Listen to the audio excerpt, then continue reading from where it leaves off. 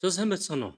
Та бүхэндээ өнөөдрийн мэндийг хүргэе. За өнөөдөр 8 сарын 7 болж байна. За хэд хэдэн үйл явдал болол давхцсан ийм өдөр болж байна. За юу вэ гэхээр өнгөрсөн 7 хоногт буюу 8 сарын 1-нд Америкийн нэгдсэн улс тарифын дайнтай холбоотойгоор бол шийдвэр гаргаж эцсийн тарифуудыг бол зоосон. За үүний хэрэгжилт нь 8 сарын 7-ноос буюу өнөөдөр хэрэгжиж эхэлж байна. За тэгээ энэ дээр болохоор Дональд Трамп болвол өөрийн жиргээг болвол энэ дээр хуваалцсан байж байна. За нөгөө Truth Social гэж байдаг. За энэ дээр юу гэсэн бэ гэхээр шин дуд болж байна. Одоо Америкийн нэгдсэн улсад болвол тэрбум тэрбум доллар болвол орж ирж байна. Одоо миний хийсэн зүйл болвол тэ одоо үр дүнгээ өгж гинэ гэдэг зүйлийг болвол тарифтай холбоотойгоор болвол жиргсэн ийм үйл явдал болсон байж байна. Нэгт за өөр юу болсон бэ гэхээр энэ гурав. Дональд Трамп, Владимир Путин, Зеленский гурав уулзах уу гэдэг асуудал. Тэ? Энэ асуудал яригдчих. За өнгөрсөн 8 сарын 6-нд өчигдөр гэсэн үг байхгүй юу? Америкийн нэгдсэн улсын тусгай элч Стив Виткоф гэдэг хүн Путинтэй ойролцоогоор нэг 5-аас 6 удаагийн уулзалтыг хийсэн. Тэгээд 8 сарын 6-нд сүүлийн уулзалт бол болсон байна. За энэ уулзалтыг хийж ирчээд болвол юу ярьсан бэ гэхээр Оросын талаас Америкийн нэгдсэн улсын ерөнхийлөгчтэй Дональд Трамптай Путин уулзах хүсэлтэй байгаа гэдэг зүйлийг бол илэрхийлсэн байна. Дональд Трампын хувьд бол юу гэж хэлсэн бэ гэхээр би мөн адил Путинтэй уулзах болоо сонирхолтой уулзаж болно гэдэг зүйлийг ярьсан байна. За тэгвэл том тэргүүнүүдийн хувьд те дайн эхэлснээс хойш Зеленский болон Путин хоёр уулзсан уу гэвэл уулзаагүй. Дайн эхлэхээс өмнө хамгийн сүүлд бол энэ хоёр 2019 онд бол уулзж исэн ийм түүхтэй юм байна. Харин одоо буюу дараа 7 хоногт энэ гурав уулзах магадлал маш өндөр бол орж ирж байгаа шиг байна. Тэгэхээр энэ юунаас олов вэ гэдэг асуудал байж байна те. Тэгэхээр бид нар бодоод үзье л да. Дональд Трамп ерөнхийлөгч болсноос хойш яг Украины дайн дээр ямар арга хэмжээ авсан бэ? Юу хэрэгжүүлсэн бэ гэхээр Дональд Трампын хувьд бол энэ хоёрыг эвлэрэ гэдэг зүйлийг бол нэлээд олон удаа хэлсэн. За Путинтэй бол 3-аас 4 удаа утсаар ярьсан. Дундаж утсаар ярьсан хугацаа бол 90 минут орчим ярьж байсан. За эхний ээлжинд бол Дональд Трампын бодлого бол Зеленскийг бол дайныг өдөөгч гэдэг талаас харж Путиний талд орж Оросын талыг энэ дэмжсэн ийм бодлого бол явж исэн. За тэгээ хоёр талтаа бол энийг уулзуулах юу яаж бол Дональд Трампын төлөөлөгч нар бол Оросын холбооны улсын ерөнхийлөгчийн одоо төлөөлөгч нартай бол Сауди Арабид уулзж исэн.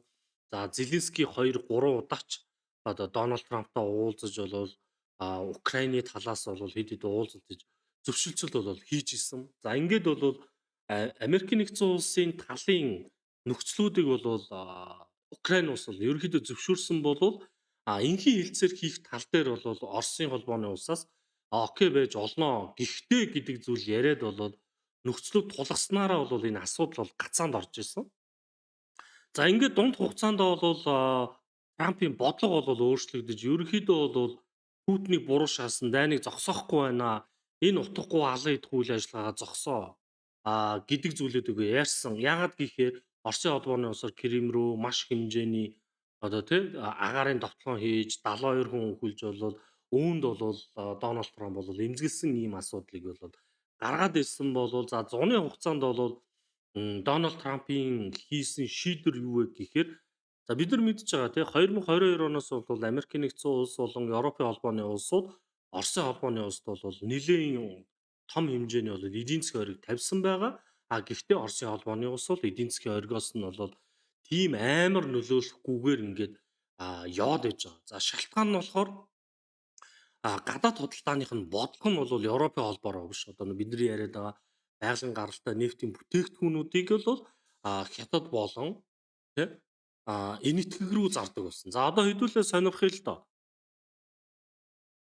Энэ Оросын холбооны улс нефтээ хаашаа зардаг вэ гэдэг. За хятадд бол 2.5 сая баррелыг бол өдөрт бол нийлүүлж байна. Энэтхэгт бол 1.5-аас 2 сая баррелыг. За Турк бол 0.7-оос 1 сая баррел. За Европын холбооны зарим нэг улсууд тий Унгар, Словак улсууд бол 0.5-аас 1 саяыг бол авч байна. За бусад жижиг одоо энэ дээр бол Азийн орнууд Индонез, Малайз улсууд бол 0.3-аас 0.5 сая баррел нефтийг авдаг. Ийм зүйл бол 2022 оноос л гарсан. За энэ дээр бол Трамп ямар бодлого баримтж байна гэхээр хэрэв та нар Оросын холбооны улсаас тэ нефтийн гаралтай бүтээгдэхүүн авч ивэл та нарт би хориг тавина. Нэгсэндээ хоёр дахь улсуудад хориг тавих ийм шинэлэг зүйлийг бол Дональд Трамп 5 6 сараас хойш ярьж эхэлсэн байж байгаа. За үүн дээр хамгийн том дэмэж авах улсууд бол мэдээж нэгдэж Хятад улс, хоёрдож Энэтхэг улс бол орж ирж байгаа. Тэгэхээр хоёрдугаар шатны эдийн засгийн хоригийн эцсийн хугацаа энэ 7 хоногийн 5 дахь өдөр буюу 8 сарын 8 тохиох ийм үйл явдал болох ёстой. За Дональд Трамп энийг юу гэж хэлж байгаа нэхээр хэрэв Путин тэ энхийн хилцээнд тохиролцоо хийхгүй байх юм бол 8 сарын 8-наар тасалбар болгоно. Бид нар дараагийнхаа арга хэмжээг авна гэдэг мэдээллийг өгсөн байгаа нь энэ. За яг энтэй зэрэгцээд 1 хоногийн өмнө Оросын холбооны улсаас болол 3-5 хилцэл хийе гэдэг маань энэ асуудал нөлөөлнө гэж үзэж байна. За энэ байр суурь дээр Дональд Трампын дараагийн шийдвэр юу хийсэн бэ гэдэг. За бид нар өмнө ярьсан 8 сарын 1-нд Америкийн нэгдсэн улс бол улсуудын тарифын хэмжээг бол 10-аас 41% болол тавьсан байж идэг. За үүндээ Энэтхэг улсын тарифыг бол 25%-аар тавьж өгсөн. Яагаад тэгэхээр Америкийн нэгдсэн улс нэлээд олон улсуудад тохиролцоо хийсэн боловч Энэтхэг улстай бол тохиролцоо хийж бол чадаагүй байсан.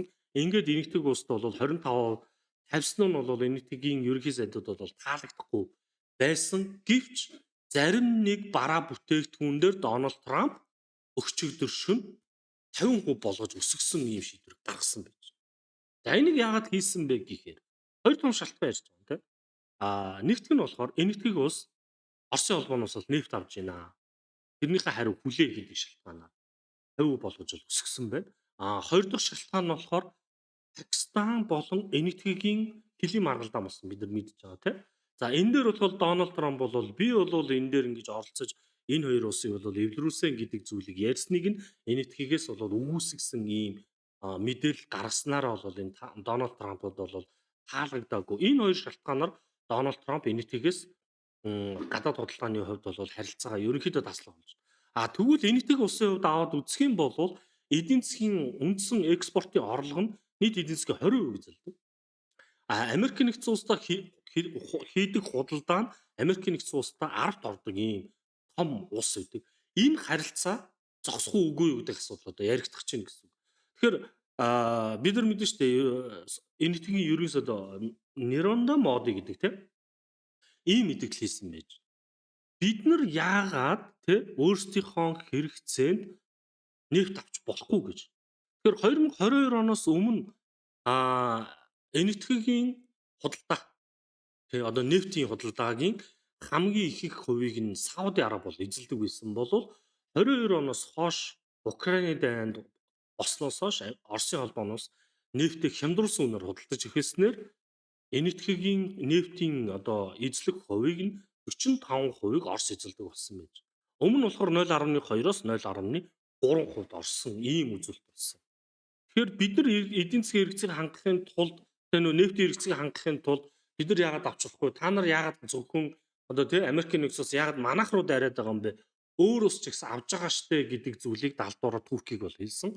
Одоогор бол Америкийн нэгдсэн улс бол Турк дээр ямар нэгэн иймэрхүү Оросоос нефть авдаг гэдэг боолт хийгээгүй байгаа.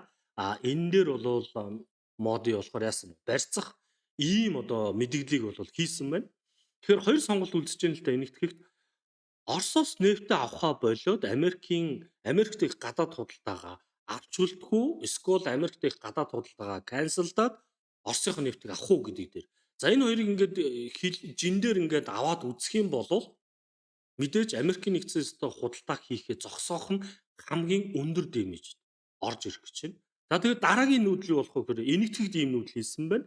Дараагийн асуудал хятад дээр орж ирэх гэж байна. Тэгэхээр Америкийн нэгдсэн улс бол бид нар мэдж байгаа тарифын дайнтай холбоотойгоор бол ганцхан хятад улстай 90 хоногийн хугацаа өгөөд 8 сарын 12-нд бол энэ хилцээрийн хугацаа дуусах юм байна. Тэгээ энэ дээр бол Америкийн нэгдсэн улс хятад хоёр хоорондоо хэдэн хувийн тариф тавих вэ гэдэг асуудал бол шийдэгдхийн өмнөхөн одоо маргааш гэсэн үг тийм. Та нар Оросоос нефть авдаг хамгийн том улс учраас та нар энэ нефть авахаа болиул гэдэг дээр хятад улс төр тусдаа тариф дахиад орж ирэх гэж байна. 12 он 18 сарын 12-наас гадна гэсэн үг байна. Тэгэхээр хоёр төрлийн тарифын асуудал хятад улсд бол орж ирэх магадaltaй болж байна. Үүнээсээ болоод дэлхийн эдийн засаг болон санхүүдийн тогтворгүй байдал бол үүсгэнэ. Гэхдээ хятад тавих тарифын энэ асуудал дараа 7 хоногт энэ гурав тийм бидний яриад байгаа. Дональд Трамп, Зеленский, Путин гурав түүхэн хэмжээний уулзалт хийж Украины дайны асуудлыг нэг талдаа шийдэж чадах юм бол энэгтэй тавьсан тариф, хятад тавих тариф бол канселтнаараа дэлхийн зах зээл дээр тогтвортой байдал үүсэж ханшууд бол өсөх боломжтой бол харин энэ гурван уулзалт нь бол талаар болж Дональд Трампын төвчээр алдагдах юм бол Хятад Америк хоёрын худалдааны дай дахин өдөөлт гарч алтны ханш өсөж хөрөнгийн зах зээл унах ийм эрсдэлтэй алхам бол гарах нь байна. Тэгэхээр та нар арилжаа хийдэг дэлхийн санхүүгийн зах зээлийг сонирхдаг бол маргаашийн үйл явдал болон дараа 7 хоногт болох үйл явдлыг бол маш сайн анхаарах хэрэгтэй шүү гэж хэлээд энэ удаагийн дугаарыг бол үүгээр өндөрлөё.